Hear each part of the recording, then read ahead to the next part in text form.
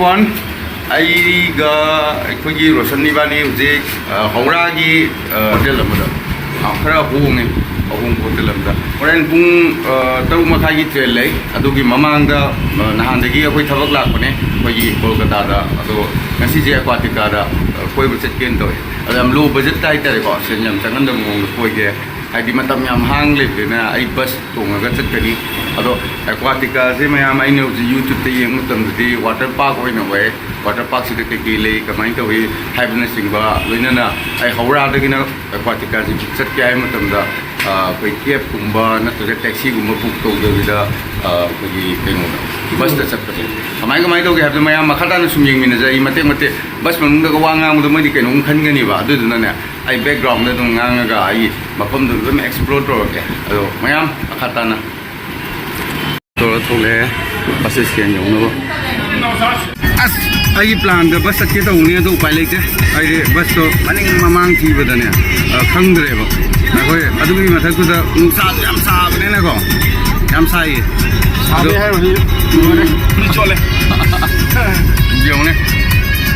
I see routing car in a side, Mang Gabriele. I see the legs book side, I think. Although my mom do you will do mathematics from Aquatica, we see some issue Mayam Hazel led in a copyright Chandro, says Kogi Howrah-gi, Somakangi, Oirum Tangudo, Labor, Kogi Howrah-gi second priest, Oceanivani tourist, Aquatica, Chanagudi, Howrah-gi, Somakulum, Tangasachi.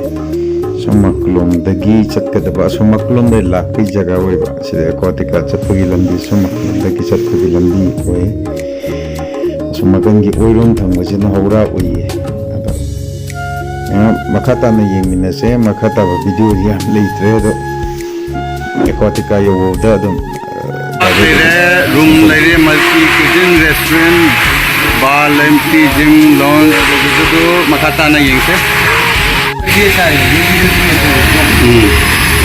đâu đây mày không? Đồ cà phê đây. To sẽ xịt. Anh đi bay đi. Anh bay đi. Đồ đây.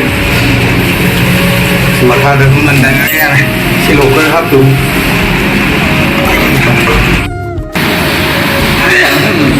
Anh ghé trên sâu rồi đấy. Đi bây giờ đây. Đồ lô gì ngay kia anh ghé xuống tận.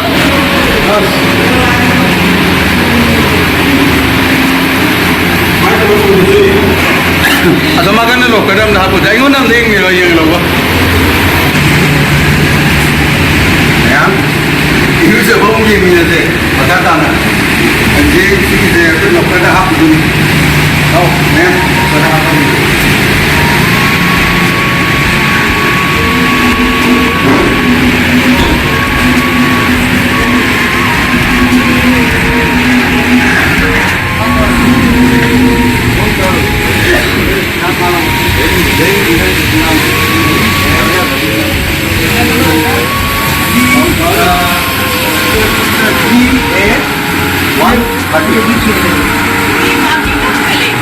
Local team hai magi local ne se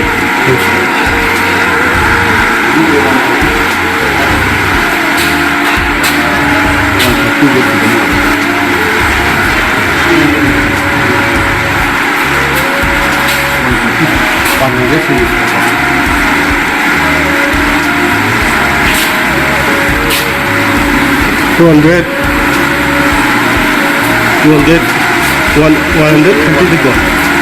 कोई local का था local 140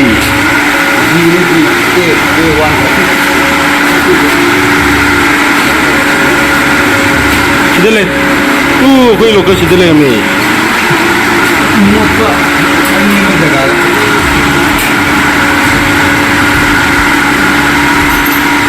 मैं समझी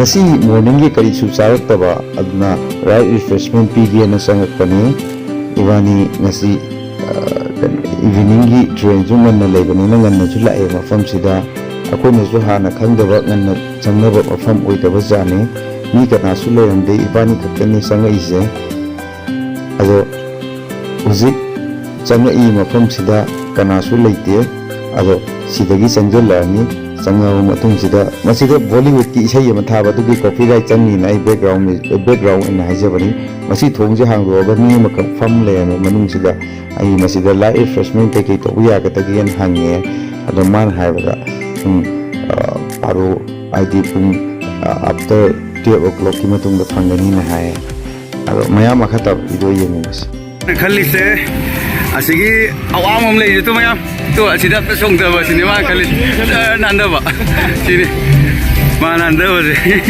ayo nanda to ini ko jab to nanda je sini ma khali je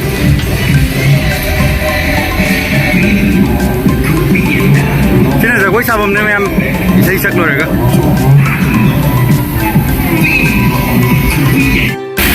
wasan ne khali je to ati matum ma je gi nanda ra ke sini maton de gi नहीं वो every केम की रमोई ना ये राजा है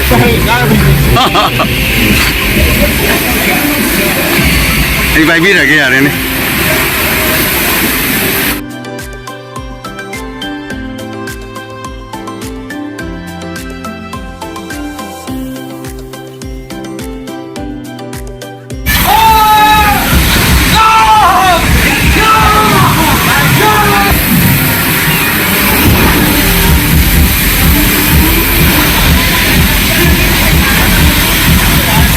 wonderful experience.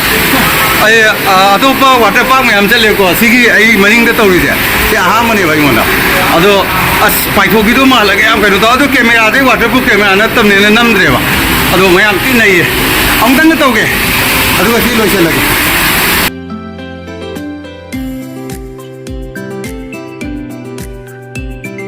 nande drobo andre ge tumage uncle uncle ये थोड़ा खींच देना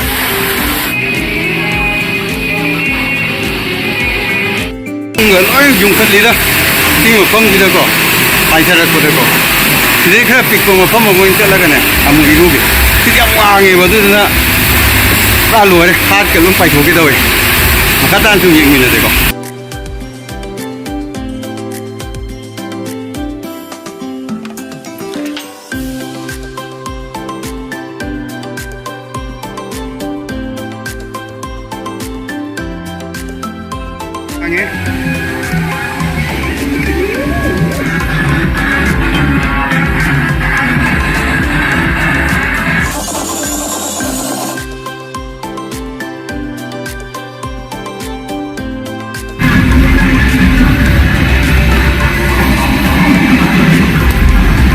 Padahal explore daw ko.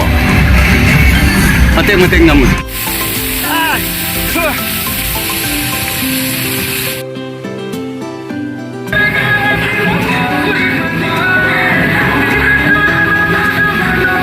Ah, ay naman eh. Ay, kisaray na lang asagi bibam doon male. Nati ay, sino nungai lo. Sino ay ta? Oh. Kakalaga nandaro hayro. Tore sidagi.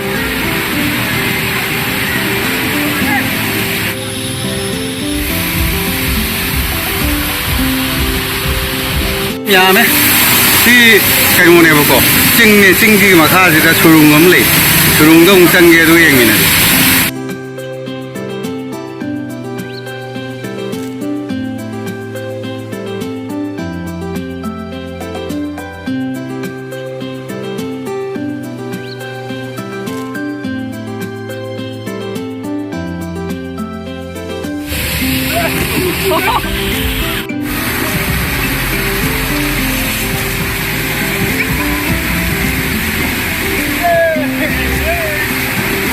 아까 전에 보는 거에 비교해서 홈들을 보고 있는 게 뭐죠? 로선이반이 이제 잘라고 동안 거기 마치 파티만 레벨 진짜이 가지던 거 진짜 뭐냐도 그냥 홈들을 보고 있는 게 좀 뭐 아무것도 안 나서 저기 보는 거